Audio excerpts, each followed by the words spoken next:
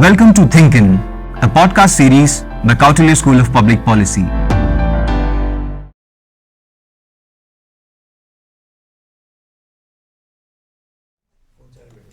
Hello everyone, welcome to Thinkin, the podcast club of Kautilya. I am Waseem Ahmed. We have with us a very special guest, Mr. Osama Manzar, founder and director of Digital Empowerment Foundation. Sir, welcome to our podcast. Thank you very much. Good to be here. Thank you, sir. To begin with a quick introduction, Mr. Manzar is a global leader who is on the mission of eradicating information poverty from India and the global south using digital tools. He is a social entrepreneur, author, columnist, impact speaker, angel investor and mentor. It's been 20 years since he started Digital Empowerment Foundation. His mission is to empower marginalized Indians to use the internet to convert their wisdom and knowledge into livelihood. Mr. Manzar is a British Chevening Scholar and also an International Visitors Leadership Program Fellow of the US State Department. He has co-authored several books including Internet Economy of India. He is also a member of the advisory board of the Alliance for Affordable Internet. Mr. Osama has traveled to more than 5,000 villages across 40 countries, advising on digital models for underserved communities. So to begin with, the very first question is about the kind of work Digital Empowerment Foundation does. If you could briefly explain the kind of work that you do at Digital Empowerment Foundation. I think you made the introduction by saying that, but just to repeat, Digital Empowerment Foundation is always concerned and bothered and working on how to get digital inclusion happen to the most marginalized people. Considering that India has huge digital divide and India also has huge marginalization, huge underserved communities, our work is not complete even after 27 years of internet. You know, day in, day out, we keep on thinking how digital can reach to the people and how people can use those digital to find their means. Also because now digital has become the most basic infrastructure and most basic policy based access to anything that you want. It has become part of our rules and regulations and basic requirement. So our job has actually increased to ensure that no poor person suffer because of the lack of digital infrastructure or digital access. Absolutely. So when the website also mentions about digital literacy. So I want to understand, what does actually digital literacy mean for the organization? Like, is it providing hard infrastructure? It is about education, or what does it actually mean, the term digital literacy for the DEF? So the meaning of digital literacy has changed over a period of time in the last 2 decades, ever since we had started, exactly like the way literacy's definition has changed. Digital literacy started by defining it that whether I can as an individual access digital devices with meaningful purpose or not. And then gradually now it has grown to figure out that what does it mean for me to have digital device? What does it mean for me to have internet? What does it mean to have use of the digital for my purpose? My purpose could be job, my purpose could be access to entitlement, my purpose could be health, my purpose could be education, my purpose could be finance, my purpose could be livelihood, my purpose could be aspiration, my purpose could be entertainment. Incidentally, all this that I told you is dependent on digital platform or digital communication system. So my digital literacy is based on whether I can use mobile and app or connectivity to access the app that can allow me to download or upload my money or withdraw the money or transfer the money in the financial terms. Right. In a livelihood manner, can I look for a job? Can I do a job? Can I start an enterprise online? And for the most poorest of the poor, it can be how do I access my ration, which is necessary through biometric authentication, is that can I do it easily or not. So no, it contextual. So I would say digital literacy is now gradually becoming media and information literacy. You know, that means I need to know the media in my hand, the need to know the information in my hand, and the literacy of knowing what information means for what. For example, that information, some information can be fraud, or some information can be fake news, and I must be forwarding it thinking that it's the most reliable news or information. So I must know how to decipher between the wrong information or right information, fake news or real news, or hate speech or non-hate speech, and so on and so forth. Absolutely, sir. When you were starting DEF, like, how did you visualize DEF to be, and how different was it as it was becoming a reality? So, Digital Empowerment Foundation, unlike many other digitally oriented organization, was started from the very simple premise that our people should not be treated just as consumers. Our people should know how to take digital or internet into their hands to produce information that they want. And therefore, you must have heard of that DF uses information poverty phrase very frequently. True, yeah. And what does that mean is that when I may have the best folk music in my village, so my folk music should reach to the world, rather than I start listening all the music that is created abroad, for that matter. If I make a very good craft, this craft should reach to the people, If Pepsi can reach to me, or the Coke can reach to me without being the most non-healthy product and with a lot of style, why my juices or my product, the mango pulp or anything that is much more beautiful, much more healthier, can reach to the outside the world. So our purpose of digital was that we knew that it is going to be most important ingredient and more tool in the hands of the people, number one. Number two, but not as a consumer but also as a producer. So we should become an information producer. We should enable the web and the internet with our information. That was the original idea. That still is the original idea. That still continues to. But the only difference that we have realized over a period of time is that you cannot make your people day one producer of information. They might have to go through the cycle of first being a consumer of information, then being the producer of information, and then being an administrator of information or something like that, right? So there is a long path ahead, but the more information we create as a nation, the better off it would be to influence the world politics and the world consumerism and the world capitalism. Absolutely, sir. So you have the CIRCs established under DEF, and then there are common service centers that are established by the government across many villages and towns in specific areas. So is there any difference between the two, and do you think one is more successful than the other? If yes, what could be the reasons? So I don't know, for the most of the people who do not know what is CSC, Common Service Center was originally conceived by the Ministry of IT in 2007, and DEF was one of the organization who were part of the drafting team. So CSC is as much as by us and with us as much as the CIRC, which was later conceived by Digital Empowerment Foundation as an I won't say alternative model, but another model. So the difference is that the Common Service Center is primarily a village level entrepreneur driven a service unit to serve the people to access government services. That's the model that CSC was originally made for. Now it's expanding. CIRC was conceived and expanded with community as a target group and all their requirement through this resource center. So if you think the basic infrastructural need and the requirement and the framework, CSC is one computer, one printer, one biometric and blah blah.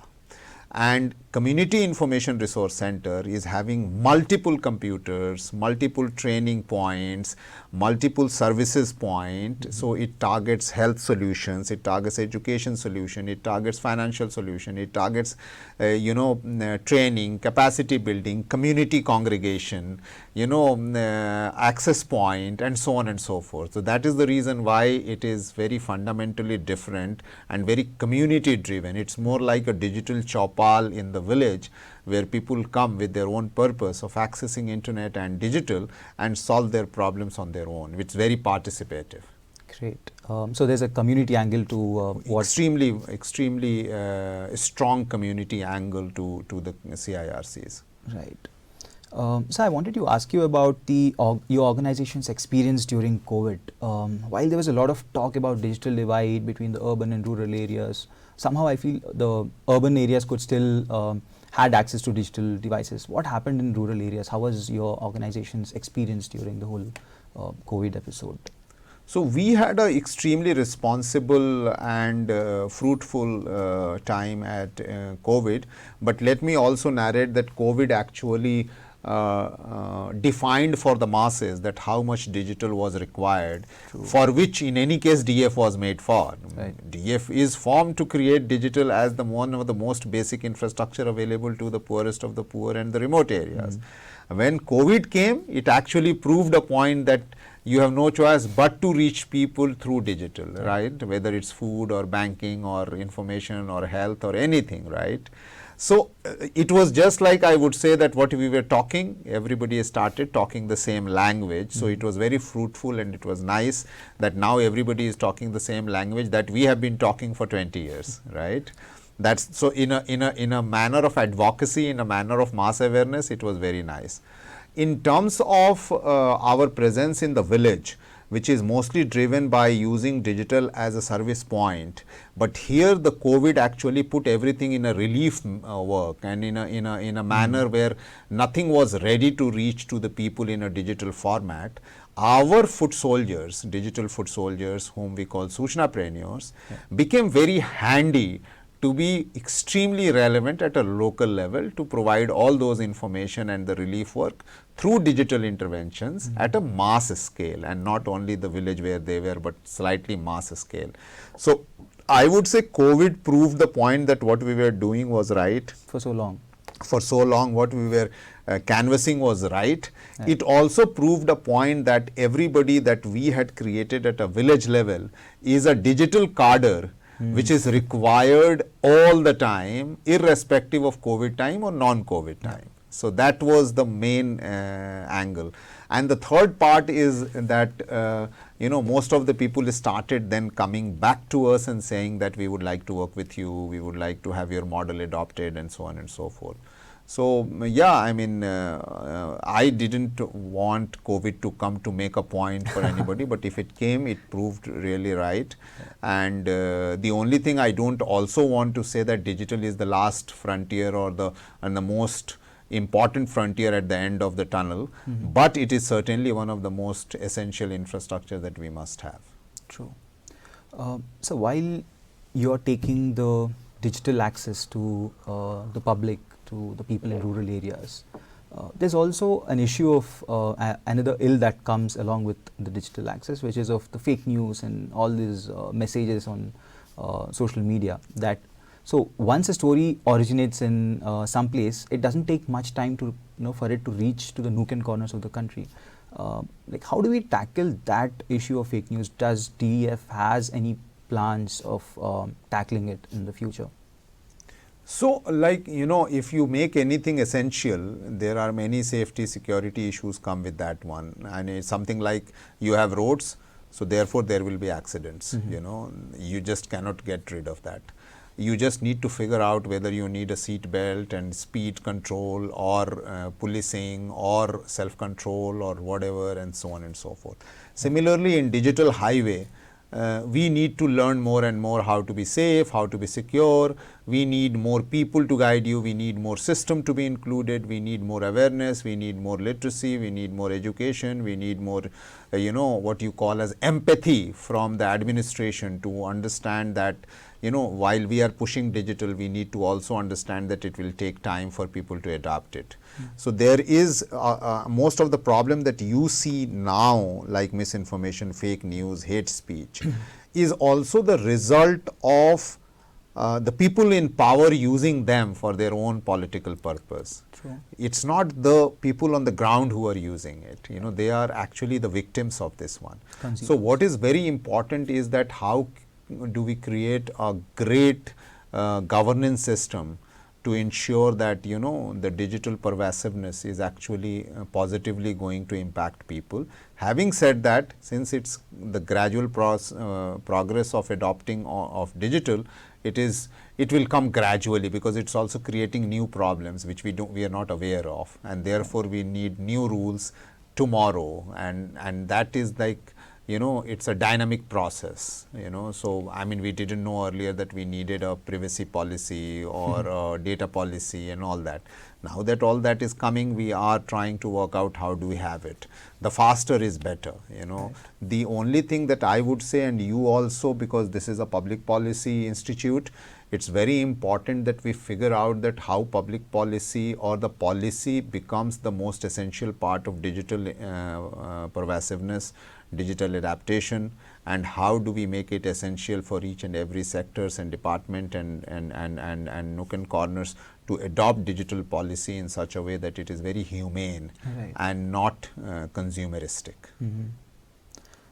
So one other thing the DEF works on is preserving the linguistic diversity and the cultural heritage through the use of information communication and technology tools. So I was just reading where you wrote about the language, the dialect in Russia called Ter Sami, if I'm pronouncing it right.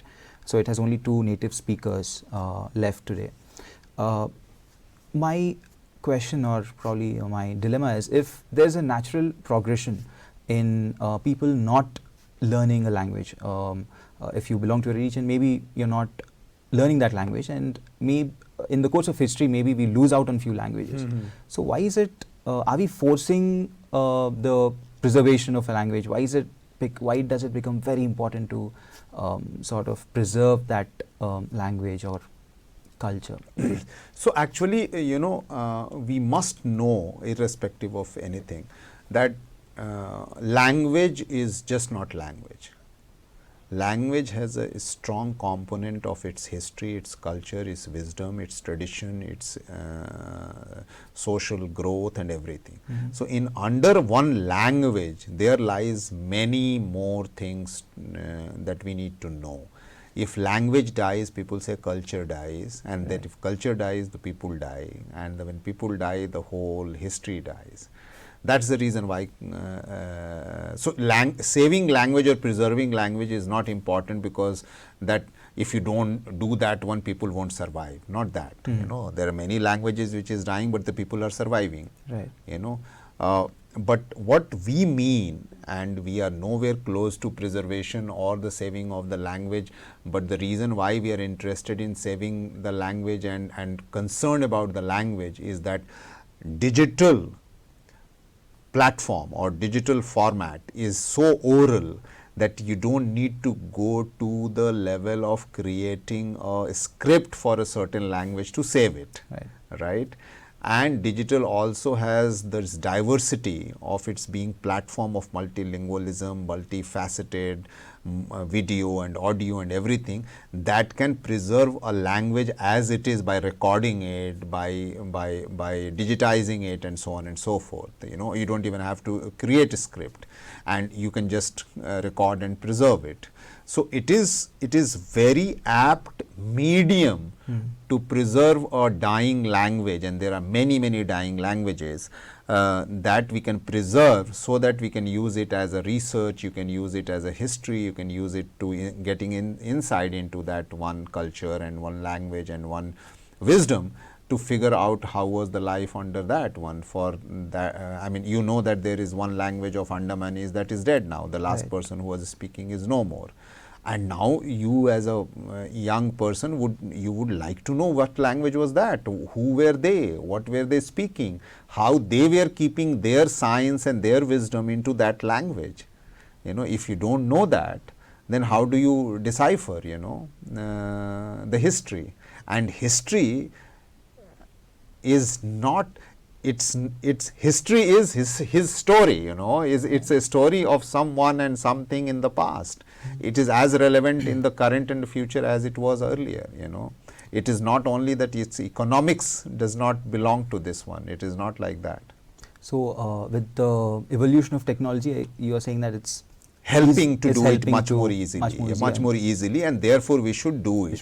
There could be a policy where saying that digitization of all languages and their relevance of wisdom is important to preserve it as a library or as an archive or as a wisdom archive for the future generation to have the research or relevance or the reference.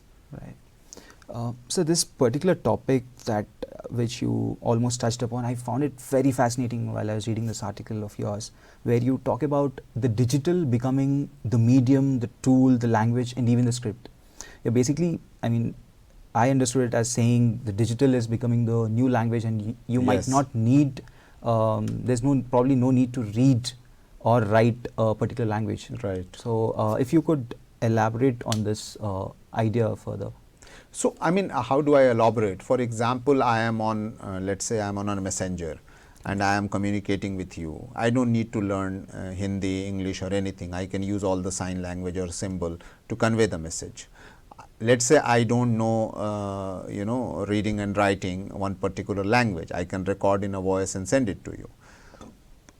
I don't need to also become literate or, you know, literate to use an app or any application, because it is symbolic. Right. So, if you see on the mobile, none of your mobile icons are actually have any words. If you really see, none of your icons have any words in it, but you know what symbol is what. So, it's very important to know that there is communication possible without being script oriented. Right. There is communication possible without being written also. A human person or a human being is born with medium itself. We speak, right? We don't write. We are not born and start writing. Writing is an invention of humans. The natural medium of human is oral, right? The natural language of people is oral communication, right? And we all build our own languages orally to communicate with each other. Okay, and if you want to leave a message and go and somebody else can read, for which you use sign languages or symbols like you must be knowing in the old ages. So, people actually over a period of several centuries invented written for communication as a, I would say, it was a mid-term solution. Now that we have technology which is as oral as human, we don't need the script. Right. So, in that case, do we need to go back to transforming the way the literacies are communicated in the country? Absolutely. Right. We need to redefine education, we need to redefine literacy, we need to redefine scriptism, we need to redefine languages, we need to redefine communication system, everything. It is, and we will, if we are delaying, we will have to do it with the delay, and therefore you will be lagging behind, but ultimately you will have to. I think that's a very fantastic point. I totally agree with what you've said, sir. The other question I had on is about the learning of children how to code. So there's a lot of emphasis on learning the code while you're starting out from 6th, 7th. The NEP also puts a lot of focus on it. There are a lot of edtech platforms. There's a whole hype around this coding culture. Is it again becoming synonymous with you know, going for jobs? You learn to code to get a job. Are we going back to the days of what happened with engineering education in India, No, no. Coding is the future alphabet. Okay. You need to know coding because everybody will be knowing coding, how to decipher an article, communicate anything. So coding, I would say, is more like a basic alphabet for each and every one, because that is the way most of the communication system are going to be developed. And therefore, it's the basic of language of developing a communication system, and therefore coding should not be seen as a science or as an engineering. It should be seen as a language. So coding is actually a language, and therefore, like the way we want all our children to know the language, at least one language, we should create an environment of them knowing how to do coding. Today it is looking like a science, but tomorrow it won't. Okay. So you've written in an article that getting into the world of internet while establishing DEF was like losing your way as a traveler. So today, when you look at the journey of Digital Empowerment Foundation and how has been the journey for all these years, and what is the vision for the organization in terms of the newer areas that you would like to tap into? So I think the journey has been great. Why it has been also great is because we are constantly exploring how do we make internet and digital relevant to the local people, and learn from the people how it can be relevant to them, rather than we impose it as a necessity or we impose it as a most essential part. Of course it is, but you don't have to impose it. You have to get it adapted and adopted, you know. And when you do adaptation and adoption, you also emotionally get connect. And when you get emotionally connect, you need to have a relevance and context. So that's the reason why the journey is very rich. I see internet relevant to the culture and tradition and language and linguistic diversity, to art and craft and, you know, local culture, wisdom, gender, everything. I don't see internet as anything like that, okay, you need to understand internet governance and you need to have this entire course, then only you become relevant. No, not at all. I see internet as a water which starts getting in the complexion of the same plate where it goes, and that is a society. That's a very great way to put it, sir. Yeah. And one last question. So this is from the club and the class. Everybody wants to know the story of your turban, only if you're comfortable sharing with us. Turban, I think turban is the most necessary part, or the head gears, or the head cover is a very traditional culture of each and every society and community. If you go and see them, it is there. But that is more an academic thing. I started wearing it because I travel a lot villages. And there was an instance where somebody sported on my head a turban which was of a different style. And you know, I think I started looking at it as that I really like it. And I also used to get a lot of migraine, so I started using stylishly covering the head and getting rid of my migraine. But it is also more to define that turban is a symbol of local wisdom, you know, and the tradition and the culture and the heritage. So if I am propagating digital necessity, I thought I should not do it without the culture and heritage on my head all the time, rooted me into the basics of my being. That's absolutely phenomenal, sir. It was an absolute delight talking to you.